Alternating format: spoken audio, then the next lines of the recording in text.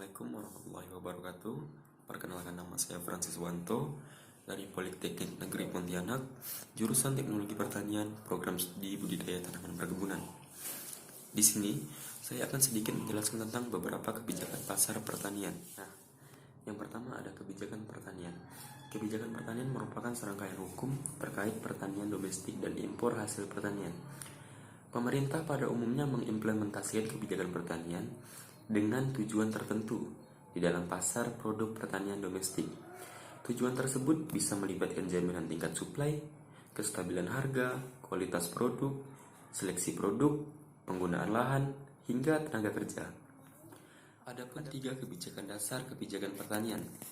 Yang pertama, kebijakan komoditi, yang mana meliputi kebijakan harga, distorsi harga, subsidi harga, dan kebijakan ekspor komoditi. Yang kedua, kebijakan faktor produksi, yang meliputi kebijakan upah minimum, pajak dan subsidi faktor produksi, kebijakan harga dan perbaikan kualitas faktor produksi. Yang ketiga, kebijakan makroekonomi, yang dibedakan menjadi kebijakan anggaran belanja, kebijakan fiskal, dan perbaikan nilai tukar. Adapun beberapa fenomena menarik terkait kebijakan pertanian ini. Yang pertama, sejak tahun 2000, ada lebih dari 14 petani pemulia benih di Kediri yang dikriminalisasi akibat Undang-Undang Perlindungan Varietas Tanaman dan Undang-Undang Sistem Budidaya Tanaman. Undang-undang ini menjerat petani tersebut karena tidak memiliki sertifikat, yang mana pada satu sisi lain, untuk memperoleh sertifikat itu sangatlah berat.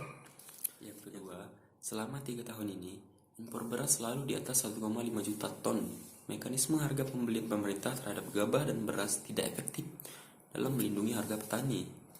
Yang ketiga, kebijakan impor bawang dan kentang sangat merugikan petani. Bawang dan kentang impor justru beredar di daerah sentra-sentra produksi.